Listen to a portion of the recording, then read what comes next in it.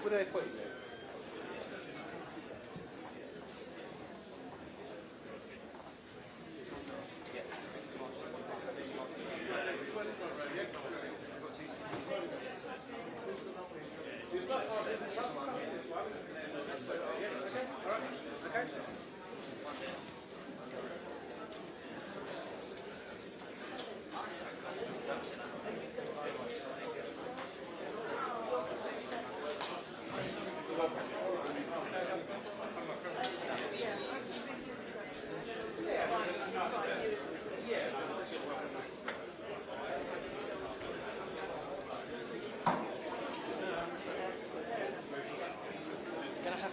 Slightly, because now they've got this no way in and out. Someone's put a bloody great tripod behind you.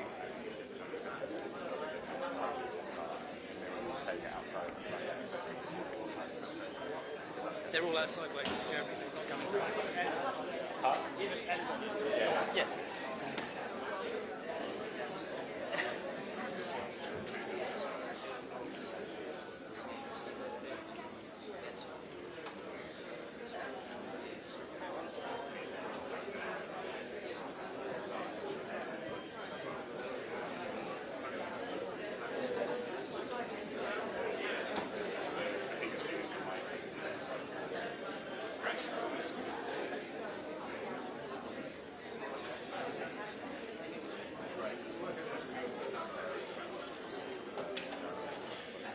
It's working. It's working.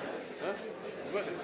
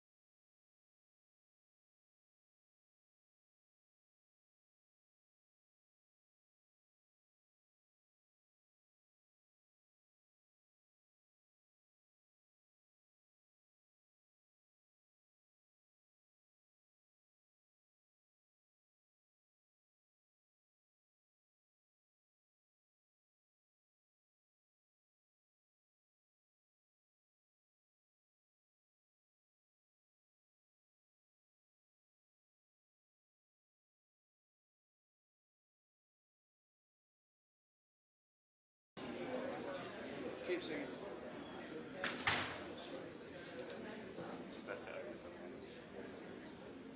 Take her around that one. Oh, we can. Yeah.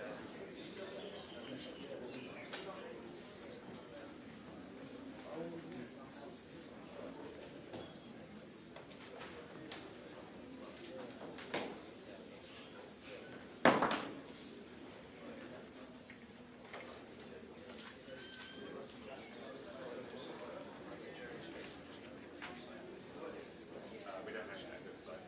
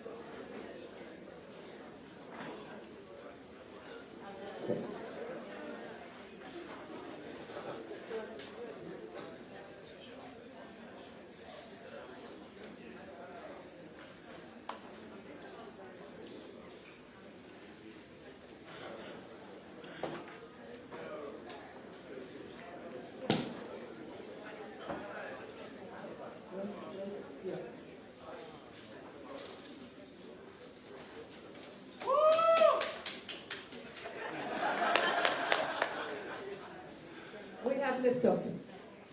Apologies for the delay, everybody. A minor technical hitch, really, given the situation. So, before I start, could I ask everybody to switch off the sound on their phones, or switch their phones off completely, please? You can't hear me. Can you hear me now? Is that better? Right, okay.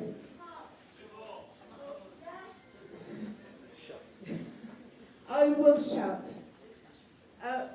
Good evening, everybody, and welcome to all the people here in the room and also those who are watching on the live stream. My name is Julia Bard, and I'm honoured to be chairing this launch of Jeremy Corbyn's campaign to be re-elected as Islington North.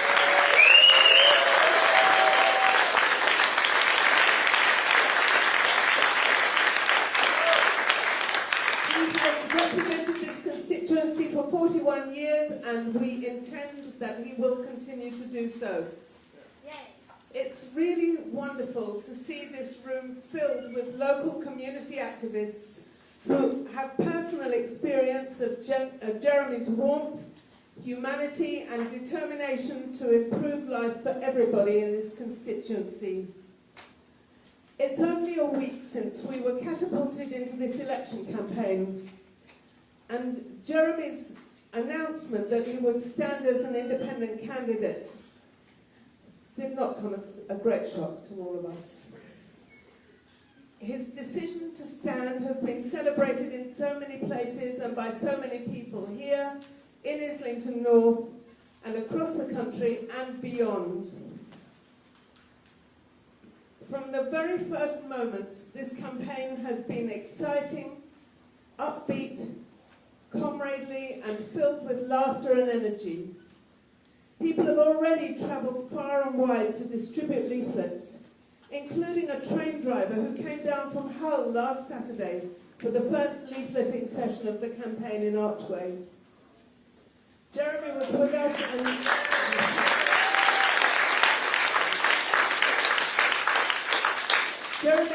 us and as always, he was constantly being stopped by people wanting to talk, offering their support, asking his advice and wanting selfies. And as always, he always stopped and listened, got out his notebook, listened to their stories so that he could follow up any problems. In this campaign, we take our cue from Jeremy, who has never campaigned negatively or made personal attacks. On the contrary, what motivates him as a politician is his positive conviction that instead of being set against each other, together we have the capacity to collaborate in creating a peaceful, more equal, sustainable future for everyone. Tonight, we're privileged to have 5 speakers, as well as Jeremy, who are all local activists. People who work with and alongside others at ground level to construct the strong foundations of a humane and mutually supportive community. We're going to hear from Colin Adams, the Director of Brickworks Community Centre, Mohammed Kosbar, Chair of Finsbury Park Mosque, Jan Pollock, a lifelong trade unionist, feminist and campaigner, Sosan Salim, a campaigner on women's issues and director of the Kurdish and Middle Eastern Women's Organisation, and Rohi Malik, a junior doctor and activist who grew up in Islington North. So, finally, we will hear from our present and future MP, Jeremy Corbyn.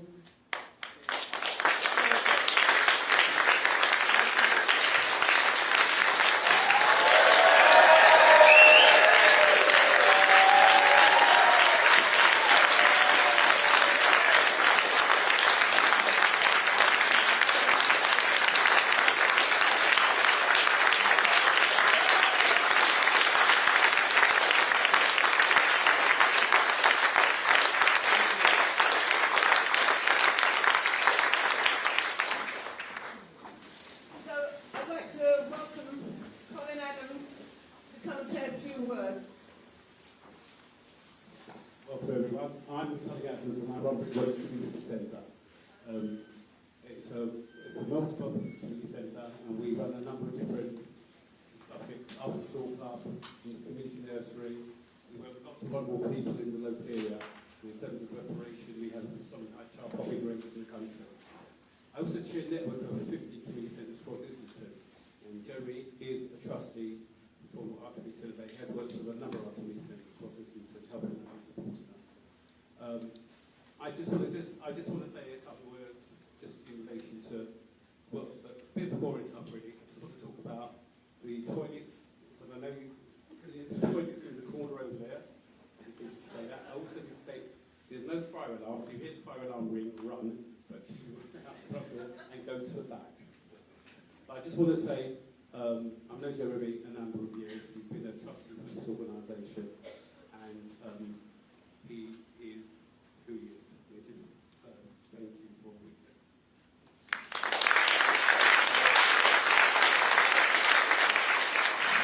Thank you, Colin, and thank you for this beautiful and absolutely vital resource that we have in our community here at Brickworks. I'd like to welcome now Mohammed Kosbar, who is the chair of Finsbury Park Mosque, one of the most prominent Islamic centres in the UK. He has a master's degree in charity management and represents the Muslim community in North London on the Islington Faiths Forum. I know that I've known Mohammed for a long time, heard him speak on many occasions. He has collaborated with Jeremy and members of other communities fighting racism and discrimination to support and protect his own community and the ones that coexist with it, and the mosque when they've been the target of sometimes deadly threats. He is a most important member of our community, so welcome, Mohammed.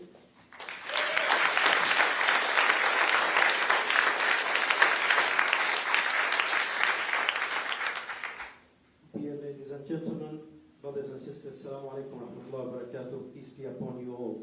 Good afternoon. I know Jeremy for since 2000, around 24 years. So 24 years earlier we were probably younger than now, and with probably black hair, not the grey hair we have, myself and Jeremy. And I would like to share with you 4 platforms which I had with Jeremy, and why we as a community here, as a local community, we should not just only vote for Jeremy, but also campaign for him. The first platform I would like to share with you is in 2003, when the Iraq war happened, and we had the Stop the War movement, campaigning to stop this war and expose the lies of the government at that time about the weapon of mass destruction and so on. And Jeremy was in the core of it. He was jumping from a protest to another protest, campaigning all over the country to stop the war and to expose these lies. And we proved right. Actually, after all these years, there was no weapon of mass destruction, and this war killed more than 2 million Iraqis and destroyed the whole of the country. So this is the first opportunity for me to deal with Jeremy, probably very close during these days. The second platform was in 2005, when we took over the Finsbury Park Mosque from Abu Hamza and his supporters. And I'm sure many of you remember these days and remember the tension we had in the community and these people who hijacked this mosque from the community. And I remember when I worked very closely with Jeremy, I'll try my best to speak loudly, and I remember we worked very closely with Jeremy to bring this mosque to the community, and not just only have it as a mosque, but as a community center. And I remember Jeremy mediating with different groups to calm the situation in the community and make sure that all the hard work happened to bring back this mosque to the community, make it worth to all of the community. And as you can see now, this mosque is not just only a mosque. As I said, it is a community center for everyone. And without the help of Jeremy and the support of Jeremy, we wouldn't be in the situation at the moment as it is. The third one is in 2017, when the terrorist attack happened here in Finsbury Park. And one of our beloved brother, Makram Ali, passed away and few injured. And I remember Jeremy, as soon as he heard about this attack, he came to a Muslim Welfare House and met with leaders of the community, especially the Muslim community, tried to speak and liaise with our youngsters to calm the situation and calm the tension which took place at that time. And I remember him as well working with the police and with the council to make sure that there is no tensions and there is no issues between communities happen. And this is what happened exactly. And again, without his support and without his help during all these years since this attack until now, we wouldn't be in the same situation as we are at the moment. The first one, and the last one I finish with by this, it's a very interesting one, and it is a personal one. One day we invited Jeremy to a speech in our mosque. To be honest, he spoke quite a lot in our mosque, so I don't remember which one it is at the moment. But he came to speak in our mosque, and I asked one of my colleagues who came recently from Lebanon to stand outside and welcome Jeremy when he arrived. And that guy never saw Jeremy before. So he waited probably more than half an hour, about 45 minutes waiting outside. And we were all inside, and the event started. And then he came to me while we were listening to someone. And he told me, look, he didn't come. You told me that he's coming, he's in his way. And until now, he didn't come. I told him, he's speaking now. Jeremy is speaking now. He said, is he your local MP? He said, yes. He said he came on a bike with a hammer. And I didn't expect an MP to come in a bike to the mosque. Because in our countries, as you know, in countries in the Middle East, the MP come with a car, with the bodyguards, and one car in front and one car in the back, and so on. So he was shocked. And I can understand why he was shocked with this. And this shows how Jeremy is a humble person. Meet with people. He's no different than any one of us. Meet with people in different places. Speak to them. Have fun with them. Play with them. And support them. That's our local MP. That's what is Jeremy about in Islington.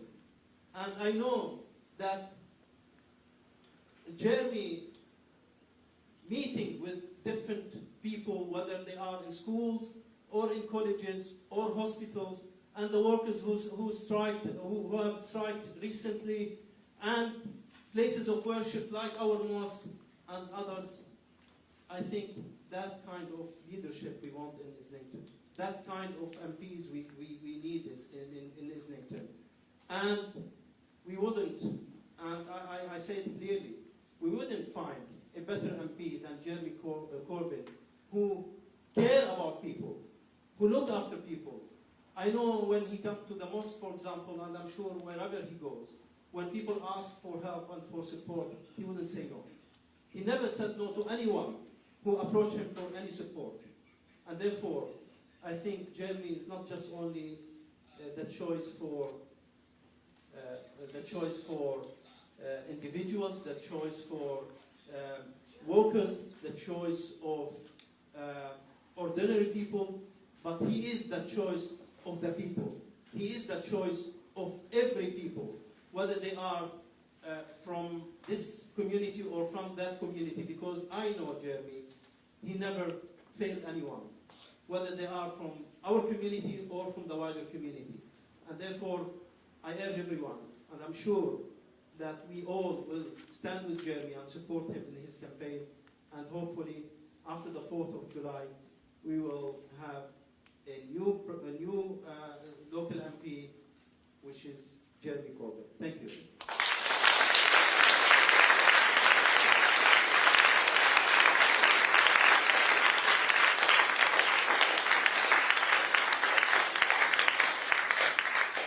Thank you so much, Mohammed, who I know and I can see from the reaction in the audience speaks for so many of us. Jeremy cares for everybody and speaks to everybody and listens to everybody. And in that leafleting session that we had last Saturday, within 1 minute he'd been stopped by somebody who had a massive problem to deal with, and he just stayed as long as she needed, even though her dog, which was the size of a horse, was barking at the window, and we were all afraid. I thought we've got to rescue him from here. No, he was there for her, taking notes, and will act on the issues that she's got and help her. So Mohammed is one dimension of this man who really cares for everybody in the constituency. The next person I'm going to ask to speak is Jan Pollock, who is a lifelong trade unionist and campaigner. She's a member of the Older Feminist Network and a long-standing activist in Islington, Keep Our NHS Public, which is a very central issue for Jeremy. She has not only campaigned for health services, she's also campaigned for the safety of railway passengers at a time when the rail companies were trying to make cutbacks to ticket offices and guards on trains. She's another person who cares for everybody in the community. So I'm going to hand over the mic to her and welcome her.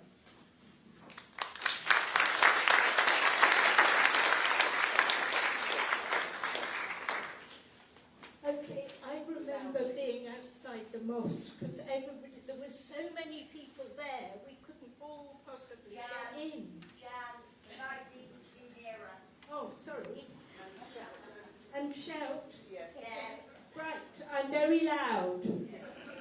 I'm just saying, I remember being outside the mosque and there were so many of us, there was no way we could all get in, but we just kept on coming. That's what I remember about that day.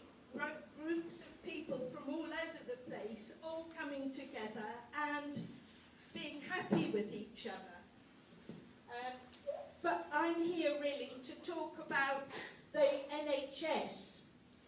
And I'm so thrilled that Jeremy is standing on a really clear line that we are going to fully get back our NHS and not just have all this privatised stuff going on, which seems to be the, well, I won't go on about who believes this stuff. I can't tell if it's Tory or... No, I won't mention them. But we need our own NHS for the national big setup, not for private purposes and to make profits for people.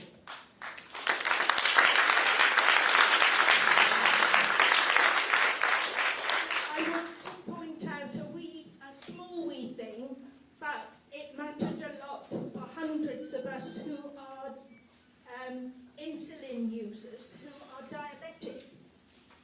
Because I went up one day to see my diabetic specialist at the Whittington, and she said, "Oh, I won't be able to see you anymore. I have a letter of redundancy."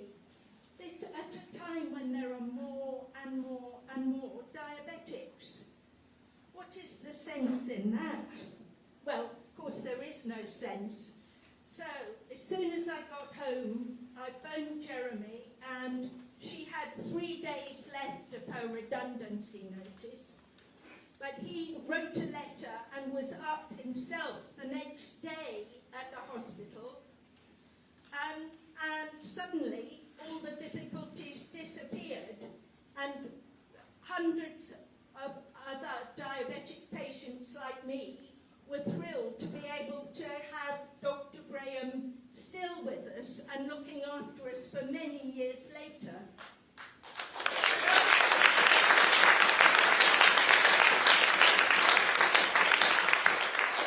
That's just one small wee story, and about one small wee group of people, but keeping us all alive and working and full of go is an important job, and Jeremy has helped that to happen. Done more than help for it to happen. You'll all remember the big demo in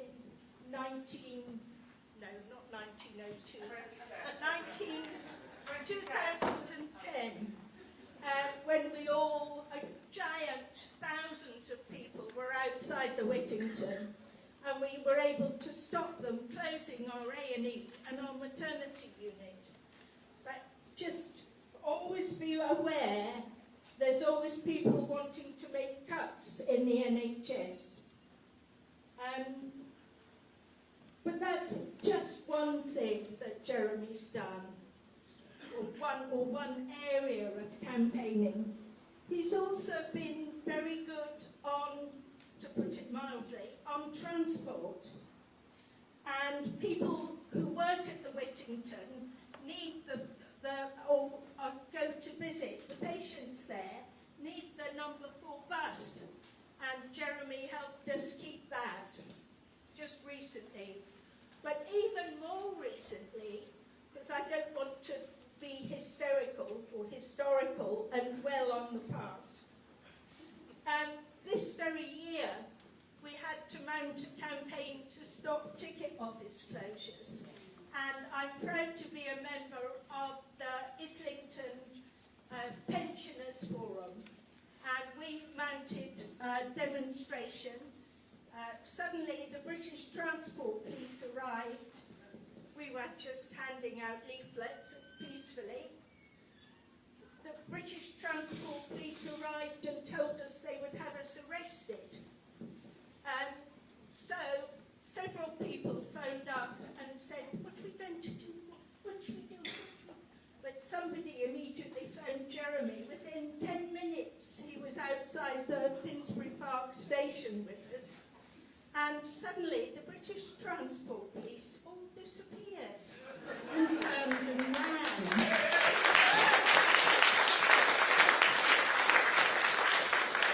We worked with the RMT very closely on that. The local RMT were brilliant about that campaign. So were the pensioners, so were a lot of us though, I think. And that's what's so exciting is I never know what I'm going to next get excited about. I never expected we'd win and we'd keep most of the ticket offices. They did close Euston before they even announced there was a consultation, the dirty devils. But we've managed to keep the rest, and that's thanks to the support of an MP who knows always whose side he's on. So please, like me, like all the rest of our platform, just remember and get going on leafleting, talking to everybody. That's the main thing. Talk to everybody locally, and let's get our wonderful MP elected yet again.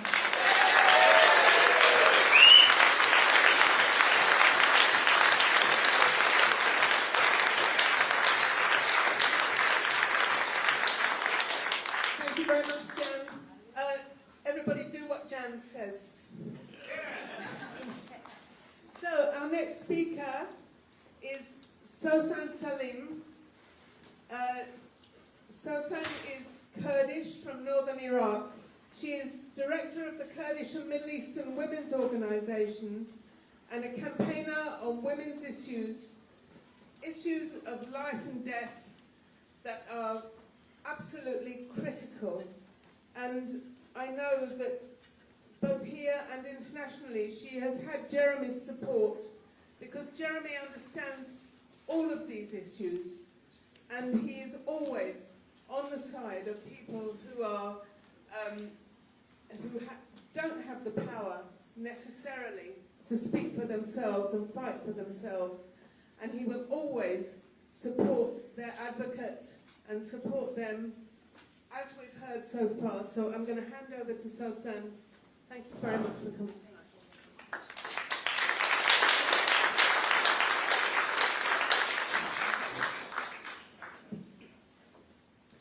Hello everyone, and thank you for having me. And I'm really proud. I'm here to honor Jeremy Corbyn. Before I start my speech, there is 2 messages I have to pass it. One from Islington Bangladeshi organization, Assad, and their colleague, and also one from Iraqi Federation, Dashti Jamal. They sent all their support and kindness and respect to you, and they said, whatever cause, we are in his side, and we would like to support. This is from two big organizations. It's not big, but as a voice, they are big organization in Islington. Yes, I'm Sousan, I'm the director of Kurdish Middle East Women Organization. I have a lot to say because 25 years I've been working within Kurdish and Middle Eastern Women Organization. I know a lot about his kindness, respect, support, and campaigning solidarity. All what Mohammed mentioned, I was a part, especially the one, the coalition for peace in Iraq and against the American war. What my area is different because I'm left Iraq as a women activist, you know, and when I came here, I realized that women facing the same problem we facing in Iraq and North Iraq, I mean in Kurdistan. Especially if I take back Jeremy to the day we met, it was that when the Sophia Nader was killed. Sophia Nader, she was a Kurdish and British citizen for 15 years. She was working in Caxton House as a caseworker. She went back to Kurdistan and she was killed.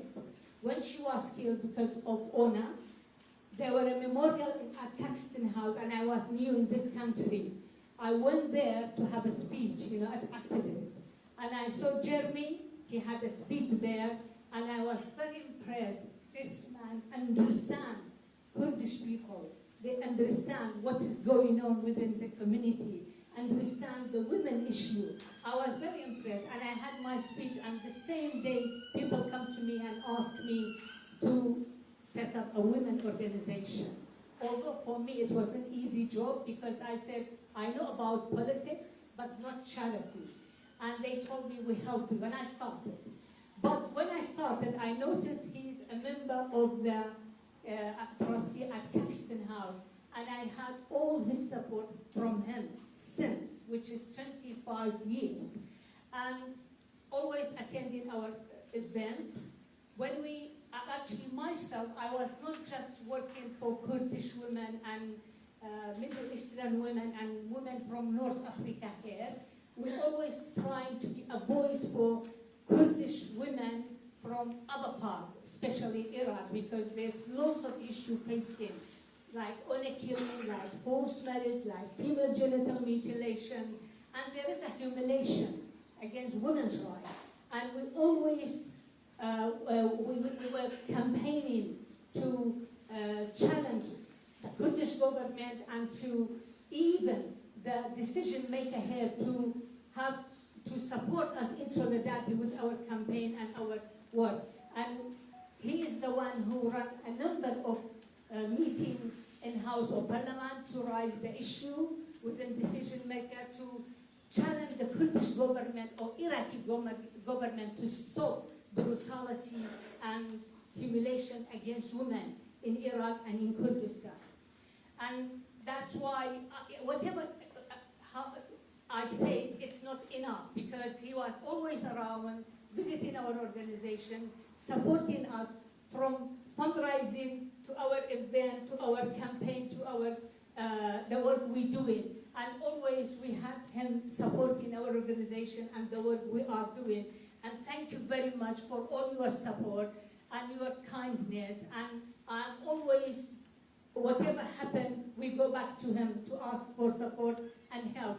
And he was always in our side. And I think he is the one who deserved to be a new MP, and he is deserved to be always around. And I think Islington people need him, and we need him. I'm sure, I know many charity organizations in Islington. We work very hard together, and I know how much they respect him, and how much they want him, and how much when we talk about if we have some issue, who go and ask for support. He is the one. The name coming up, it's Jeremy. And really, I appreciate it, support you, and I hope you continue because people need you, especially Islington people. They need you. Thank you very much.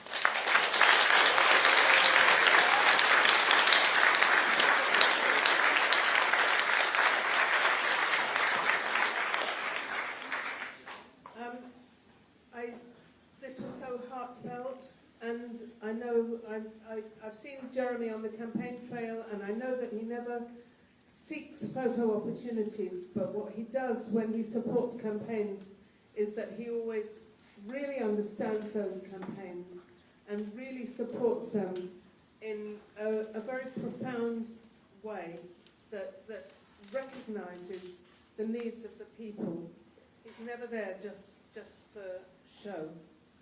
And you know, this is what we love about Jeremy, that he's a real advocate for people. Our last speaker is Rohi Malik. She's a junior doctor who grew up in Islington North. She's been an activist for a very long time. She looks very young. She is very young. And when she was even younger, in 2015, she introduced Jeremy at the Labour Party conference. At university, she was vice chair of Labour students. Sorry, I mentioned the word. And she has been BMA, British Medical Association national representative. And more recently, she's volunteered with Palestine Solidarity at the huge national demonstrations for a ceasefire in Gaza. So welcome to Rohi.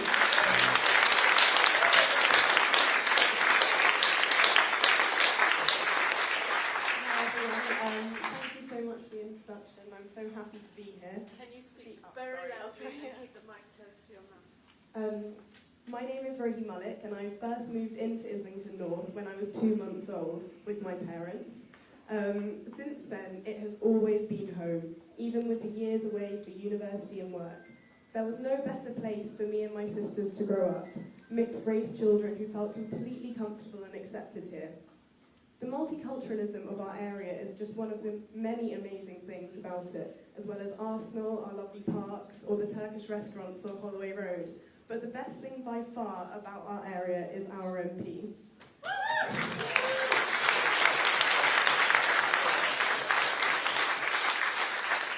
Growing up with Jeremy Corbyn as our MP gave us an example of what democracy, solidarity, and true representation should look like. Living in the community and voted for by the community, Jeremy has always represented the best interests of all of us. And he is able to do that because he is here, talking and more so listening to us. Some of my earliest memories are of Jeremy visiting our school, stopping for a chat whenever you saw him. I can't count the number of times I've walked down Holloway Road and seen him out and about talking to constituents, always on the way or to or from an important community event or meeting. I've always wondered how he manages to fit it all in the day, to be honest. This commitment to all of us, the importance with which he considers every single constituent, means he knows every single street in our area and what it needs. This is clear whenever you ask anyone about him and what he has done for them, especially the more vulnerable people in our area. So we've never had a second of doubt that he'll be doing his absolute best fighting for us and to make our lives better. As a doctor, I see every day the ever-worsening effects 14 years of austerity have had on our once great NHS, both on patients who suffer increasing poverty and poorer health, and staff, underpaid and working ever longer hours in under-resourced hospitals and GP practices.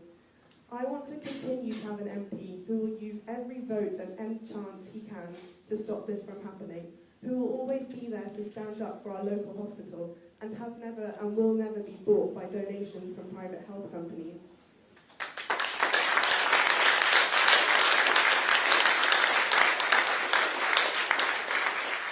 I always felt so lucky when I would see friends around the country desperately emailing their MPs to try and get them to vote on issues which mattered to them, such as opposing the bombing of other countries, or protecting the rights of refugees, or preventing the privatisation of our NHS. And know that I never had to worry. Jeremy would always vote with his principles for the benefit of the many of our society. The thought that we could have someone using our precious voice to tear down our public services even further or to make the lives of the vulnerable even harder doesn't bear thinking about. Beyond the local issues, you only have to look at his voting record to see that Jeremy has been on the right side of history on every issue in the last 40 years. While we all reel from the unimaginable suffering in Palestine we see every day on our mobile phones, feeling helpless that despite all our efforts, our government and opposition remain complicit in the horror, we can take some solace in the fact that our MP has spoken loudly for the Palestinian people his whole life.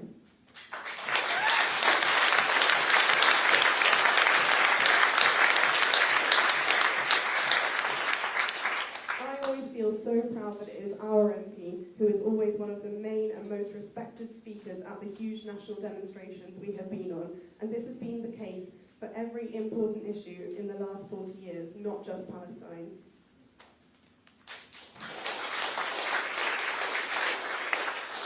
In a world where young people feel more and more hopeless about the future, socially, financially, environmentally, and our political leaders offer us no alternatives, Jeremy has always given us hope. He listens, understands, offers ideas for an alternative, and supports us when we stand up for change. I don't think there's been a single picket line he hasn't visited. Having his presence and relentless commitment to changing things for the better certainly inspired me, my sisters, and our peers as we grew up, and has impacted how we interact with the world for the better. Introducing Jeremy at Labour Party conference in 2015 will always be one of the proudest moments of my life, and I feel so lucky I was there to witness the hope and excitement he gave to millions of people. While others may try to make us forget that, we never will. I have been proud to put a cross next to his name at every election I've ever voted in, safe in the knowledge I was doing something good for our community and the world, and I'll be even prouder to vote for Jeremy Corbyn again on the 4th of July.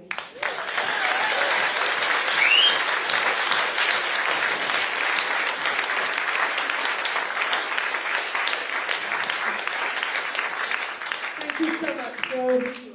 And all the other speakers, Mohammed reluctantly had to go, who are not a platform above the people in this room, because everybody in this room is a community activist, and everybody in this room recognises what they're describing, that this is just a representation of everyday life in Islington, where we see Jeremy, we hear Jeremy, and we know that we have his support. So thank you to all of the speakers. And finally, we come to our tireless, resourceful, and very nice MP,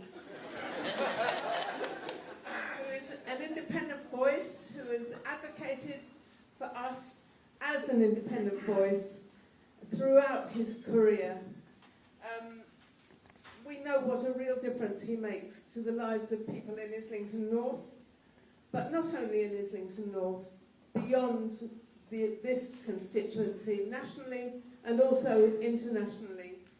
He builds relationships, and he's a real example to all of us. I don't need to add anything to that for this audience.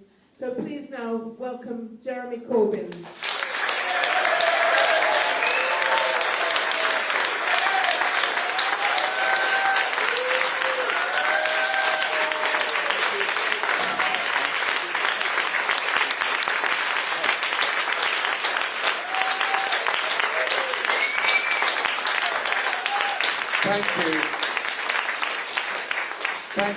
Thank you everyone for being here tonight.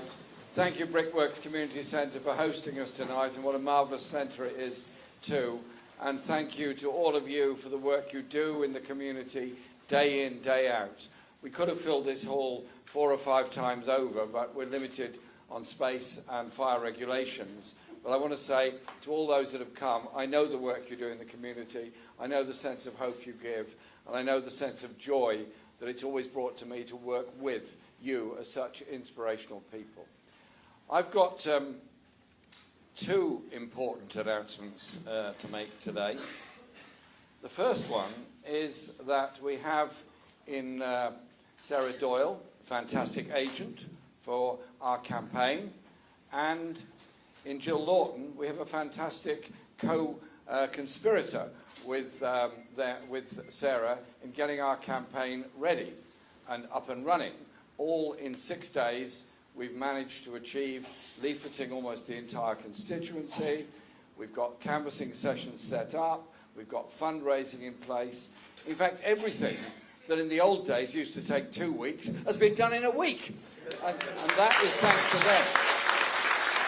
Now, they and others have made many sacrifices to be here today. In their cases, it is simply this. It is their birthday today. So, we've got something for you just coming through the door at the moment, as you see. So, Jill, if you would come forward. If you and Sarah would be so kind as to blow out the candles on the cake. I'm not going to use the word extinguish, because that sounds a bit ending.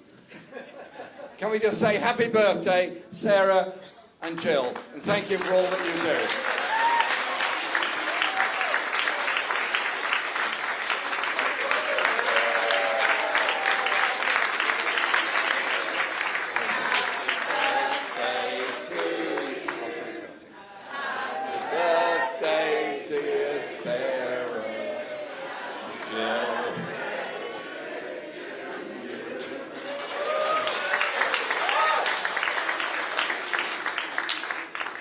I hope you two are suitably embarrassed. The second announcement I have to make is my name is Jeremy Corbyn, and I'm standing to be the independent MP for Islington North.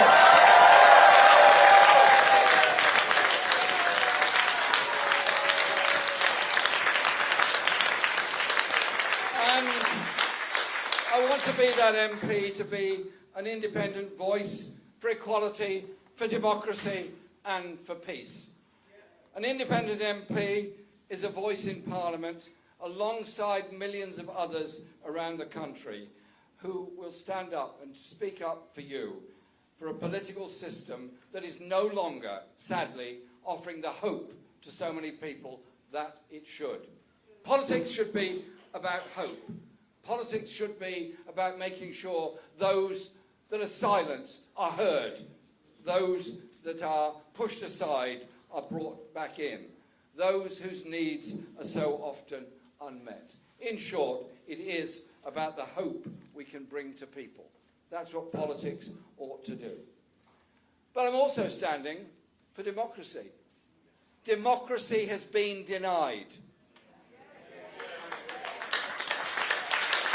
Islington North Labour members were denied any vote to decide who their MP is or who their candidate is. And if you shut down the voice of people, that democratic voice, then you've got problems. And the problems are that people don't like it. They want their voice to be heard, and we are making sure our voice is heard. That's why, in response to many, many requests from many people, I've decided I will run and fight to be the independent MP for Islington North, but to work with, be part of, and always represent and be answerable to all the communities of our wonderful constituency. That is what I offer to the people of Islington North. And the arguments about democracy are as old as the hills and as relevant as anything else for our future. Even as I'm speaking now, there are thousands of people outside Hackney Town Hall in support of Diane Abbott.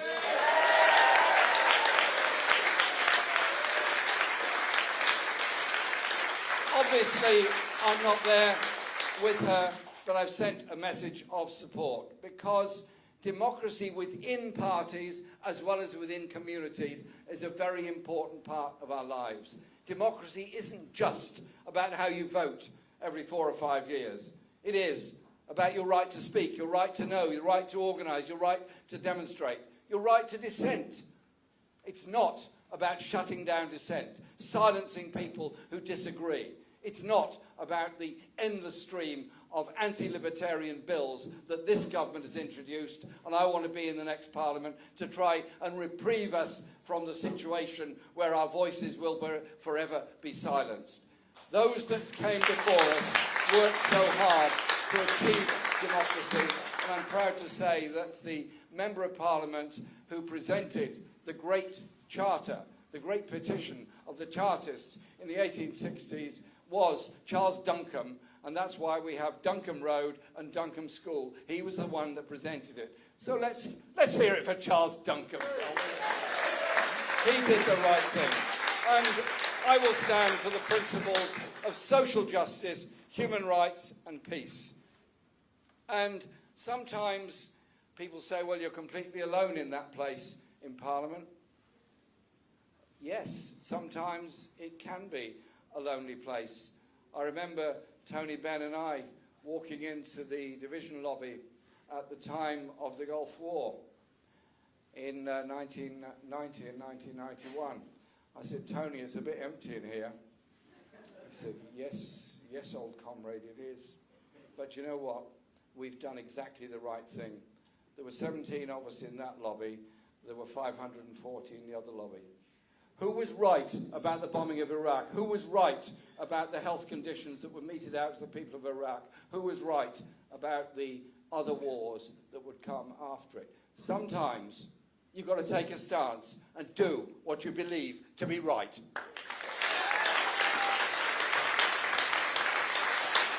And so there are the issues of Palestine, poverty and racism, and the principles that absolutely unite our community.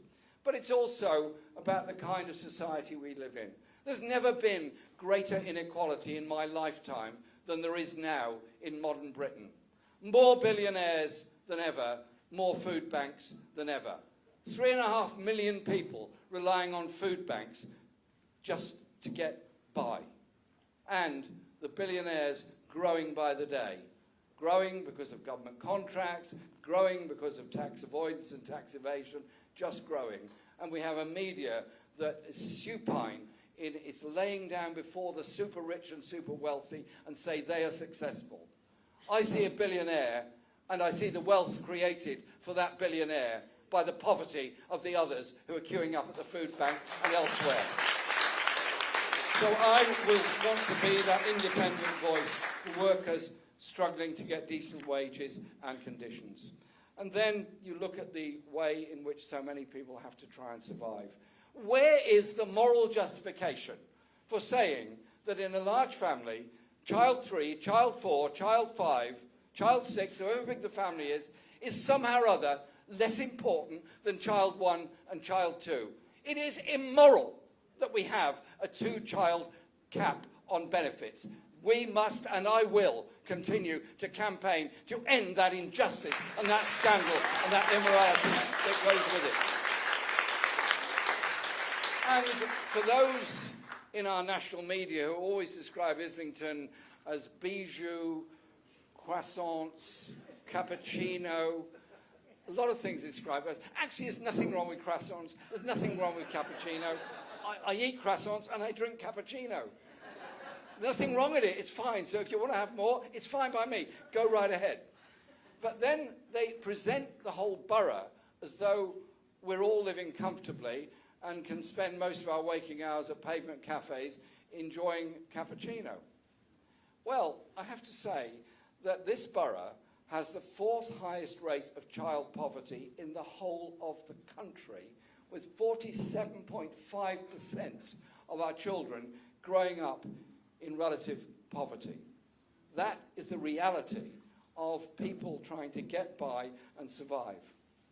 And those with disabilities going through the indignity of work capability and PIP assessments, often getting sanctioned, and now there's an inquiry into discrimination by the Department of Work and Pensions against people with disabilities and the sanctioning policy that goes on there.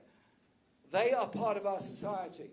People with disabilities are people who need support, need inclusion, and need opportunities as well. They don't need sanctions imposed on them by the DWP or anybody else.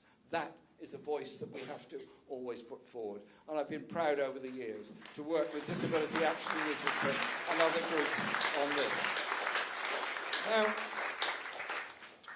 I followed with interest what happened in Devon and Cornwall last week when there was a problem over water supply.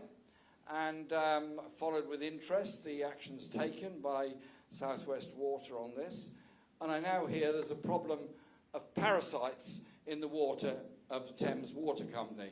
Well, there may well be parasites in the Thames Water's provision of water, but I certainly know there are parasites on the board of the Thames Water Company.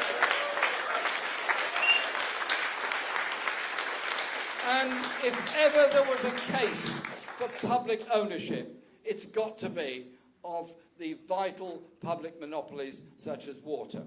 We all need water. We all rely on safe, clean water. It's vital, it's essential, obviously. Yet, we don't get it, it's very expensive, and Thames Water, taken into private ownership, promptly sold off large numbers of assets, paid out enormous amounts of money in dividends. The shareholders got more and more greedy, so the board then borrowed more and more money to pay dividends and cut down on what they invested in improving of our water supply system. Wasteful, inefficient, ineffective. Where is it right other than to bring it back into public ownership? Public ownership for clean water and environmental sustainability. And then I read this afternoon that another global billionaire has now decided they need to help out Royal Mail. So they're going to buy Royal Mail for £3.5 billion. Hang on a minute. This is the oldest public service anywhere in the world. Royal Mail has been delivering letters for 400 years. I stand with the postal workers, and I thank the Communication Workers Union for their support in this election campaign from the local branches of the union. Is it really on that a crucial public service like Royal Mail should become the plaything of billionaires to argue about the price of in order to rip it off, make the workers work harder and provide us with a worse and worse service? And the next thing they'll be asking for is an end to the public service obligation. That's what happens when you give up on democratic control of our public services. How much better if the water industry was run by a combination of local authorities, local communities, the workers that actually produce it, and the local businesses and environmental interests in an area. So much better than the greed of those that only know the bottom line of what they can take out of it, not what they can put into it. I will be that voice for public ownership of the key areas of public service in the next Parliament and demand that that happens.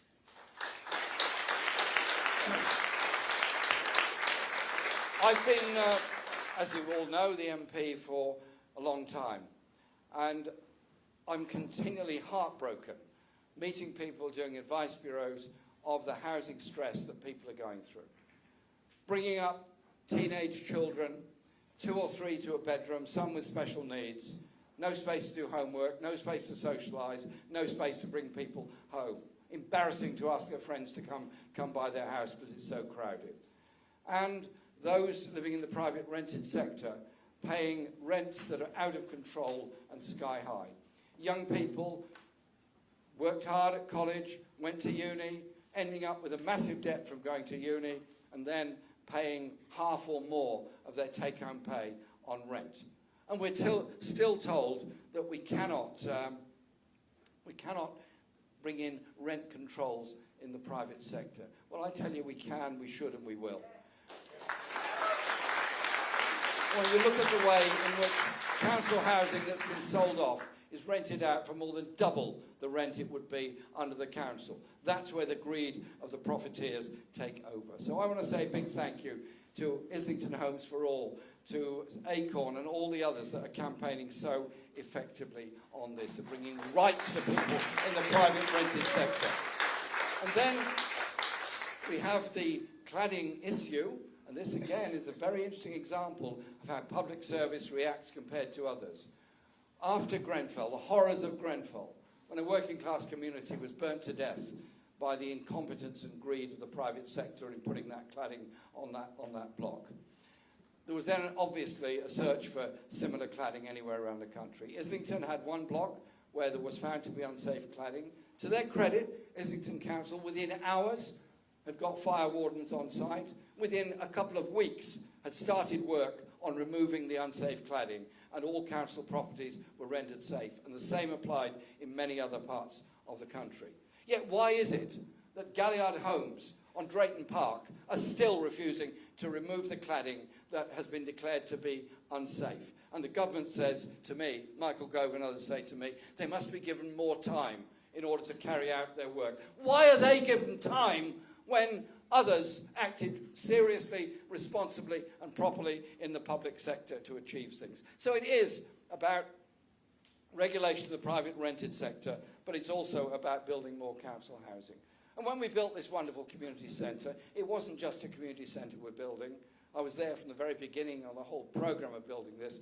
We also built over here 23 new council flats alongside it, good quality homes for people that need them. That's what we have to do. And I'm really thankful that Islington Council has managed to build, by the end of the term, 500 council homes across the borough. Well done them, because we need far more council housing, but we also need an end to the greed of the private sector, encouraging people into right to buy, which ends up pushing those homes into the private rented sector. Housing for all as a human right. That has to be the answer. Much has been said about the NHS this evening, and I thank Jan and others, and I thank Rowie for what she said and the work that she and all her colleagues do within our local hospitals. And my message to the private sector who have got their eyes on the NHS is simply this. 2019 election, I challenged Boris Johnson on the secret negotiations with the USA to bring in those healthcare companies. He told me it was a Russian plot. I'm still working that one out. I'm still trying to work. If anybody's got an answer, drop me an email, let me know. I mean, it was complete nonsense. Where was I wrong when I said that they were trying to take over our GP practices, when Centene took over a large number of them? And our local hospital is still fighting the consequences of the private finance initiative, which was the shortcut to build new hospitals, but very unwise, because it was like building a hospital on a credit card. We are paying through the nose. 15% of all hospital expenditure across the country goes on PFIs. So I've seen the pernicious behaviour of the private sector, private health sector, in lobbying powers, in advertising powers, and all that. I say to you two things. I will never take any donations from any private health organisation. I will defend a fully public national health service, and when the action takes place, if it does, towards the end of June, of the doctors having to go back out again on industrial action in order just to get decent pay and conditions. Highly skilled people who've studied for 7 years just to get to that position, and then even longer as working initially in hospitals. They're still described as junior doctors, which is a ludicrous title. I just say this, I'll be there with them, alongside them, outside the Whittington and other hospitals. But in addition to the National Health Service, we do need a National Care Service. Every one of us in this room, at some point in our lives, will either need social care, or will know somebody that will need social care, or we will see friends and neighbours that need it. And we will want that care to be properly delivered. I've got enormous faith and respect for those that work in the care service, those that work in the care homes, those that work on visiting people and giving them domiciliary care in their own home. But they're badly paid, their time they get is restricted, and so many families go deeply into debt just to pay for the care of often an older relative, sometimes those that are terminally ill.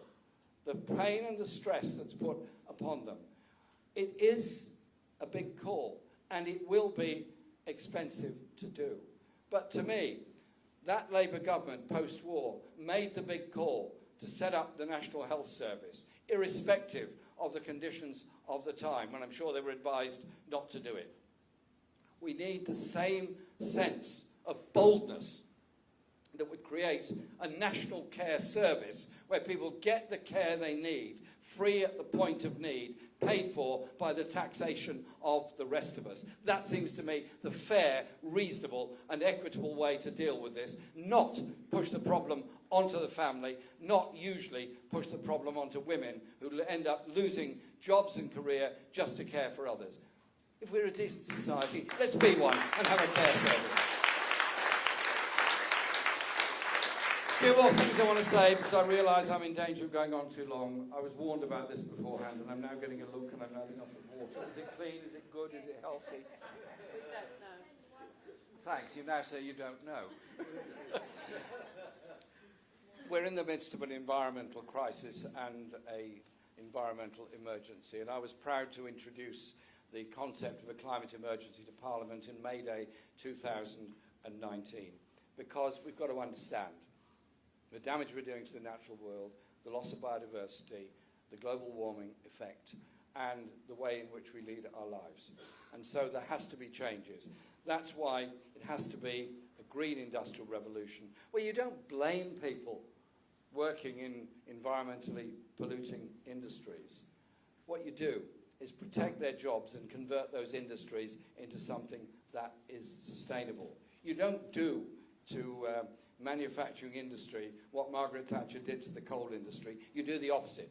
You support people in order to transition to a sustainable green economy through the Green New Deal. And it's also a state of mind.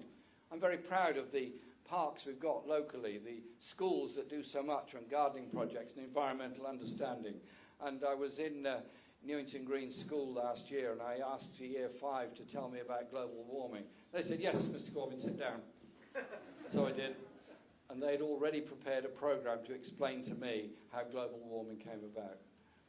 Well, if Year 5 could get it, why can't Rishi Sunak and Boris Johnson and Liz Truss and all the others get it? They got it, they understand it, and they're prepared to do something about it. So it's young people who've got the most to lose from climate breakdown. That's the issue we need to solve. That's the issue we need to mobilise people on. Not gimmicks about a national service, not gimmicks about signing people up at the age of 18. Instead, motivate people, encourage people, bring them in order to achieve more. Let our society and young people explore music, poetry and art, not searching for another war and an even bigger arms industry. Let's look to encourage the sense of understanding that real security is not the ability to kill your neighbour, it's the ability to get on with your neighbour. And so I unashamedly will always try and be a voice for peace, to try and find the diplomatic solution to conflict, to try and look at the causes of the conflict, be they wars in Congo, Iraq, Afghanistan, Libya, Ukraine, West Papua, Yemen, Sudan, or wherever else, and also look at the motor force behind some of those conflicts, which is the overwhelming power of the arms industry to arm different groups and kill each other, as is happening now in the Sudan and the Congo. And so I want to be that voice. And when the media, as they do, attack refugees and migrants, they go on about the invasion of desperate people from France crossing the Channel on small, dangerous boats that we wouldn't even use in the lake in Finsbury Park. And they could call them an enemy. I've been to Calais several times. I've taken food there, I've been there, talked to people, and spent a lot of time talking to them. What I see is intelligent, desperate people trying to survive. Victims of war, victims of human rights abuse, victims of environmental disaster, and being brutally attacked by far-right groups and very unpleasantly treated by the police. What we need is European agreement, safe routes for asylum seekers, and respect for them. They make a great contribution to our society. The asylum seekers of today, the enemies of today, as the media will have us believe, are our doctors, our engineers, our lawyers, our bus drivers and our neighbours of tomorrow. I'm very proud of the sense of inclusion within our community. The way this community in Islington has always stood up against racism of any sort.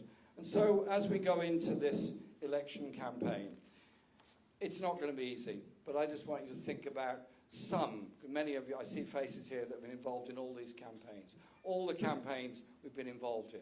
That magnificent campaign to prevent the closure of the Whittington Hospital. That campaign that helped to prevent the widening of the Archway Road and turning it into a motorway.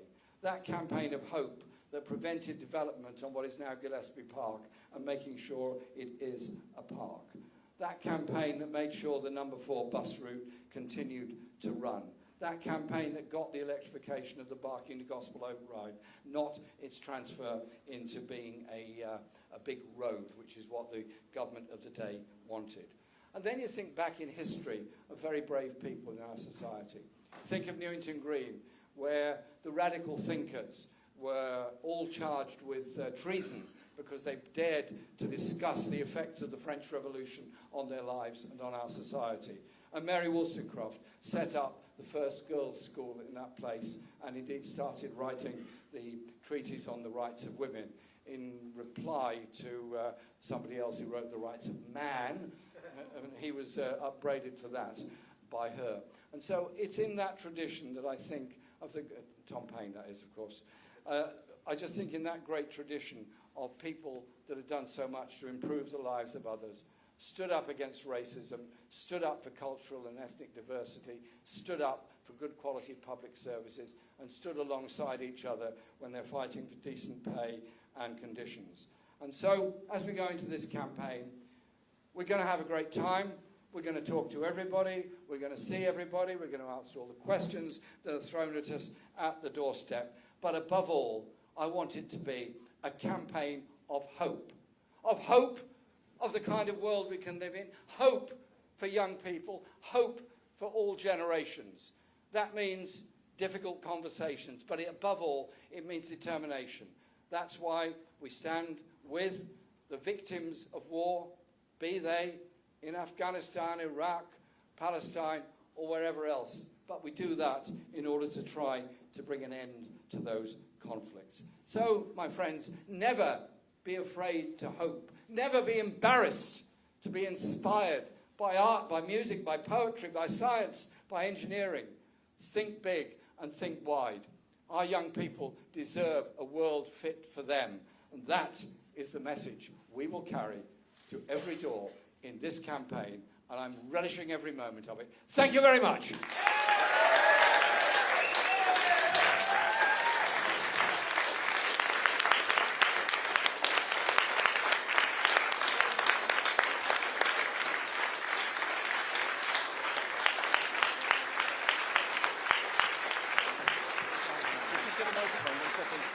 Don't get through that. Alex, you can raise me later, thank you. Thank you so much, Jeremy. And thank you, everybody in this room. Before we go on, and before I say all my thank yous to everybody, I just wanted to very briefly invite Sarah Doyle, who is Jeremy's election agent, to just say a few words.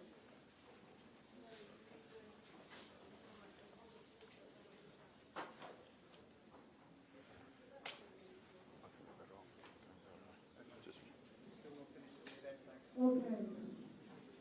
Sorry, this is the drive here. I won't take long. Not very exciting.